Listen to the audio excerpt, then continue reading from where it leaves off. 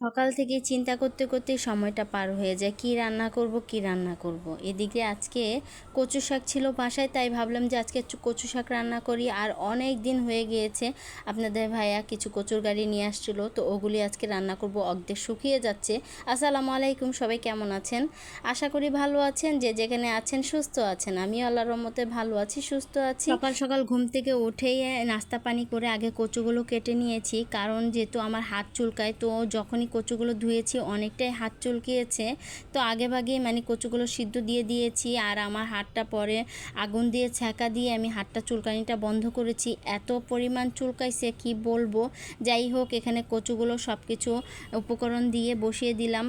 তো এখানে আবার আবরারের জন্য, আবরার জন্য ডিম সিদ্ধ করে নিয়েছি। ওরাও যেহেতু উঠে গেছে, ওদেরকেও ডিম সিদ্ধ করে খাওয়াই দিব ওদের সকালের নাস্তাটা।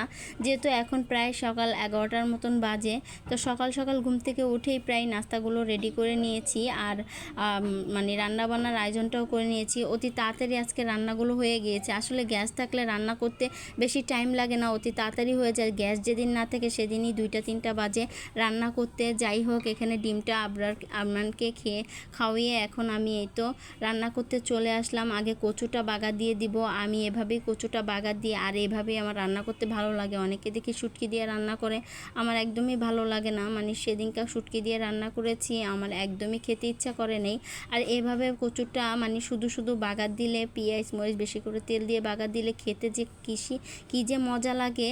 আর এই তো এখানে কচুটাও হয়ে গিয়েছে, সাথে কিন্তু ভাতও রান্নাও হয়ে গিয়েছে। ভাতটাও দেখে নিলাম প্রায়ই হয়ে গিয়েছে। আর এখন আমি কচু গাড়িটা বসিয়ে দিব। অনেক দিন হয়েছে আব্বু কচু গাড়ি নিয়ে আসছিলো, তো সেগুলো রান্না করাই হচ্ছে না। মানে এক এক পদ করে রান্না করতেছি।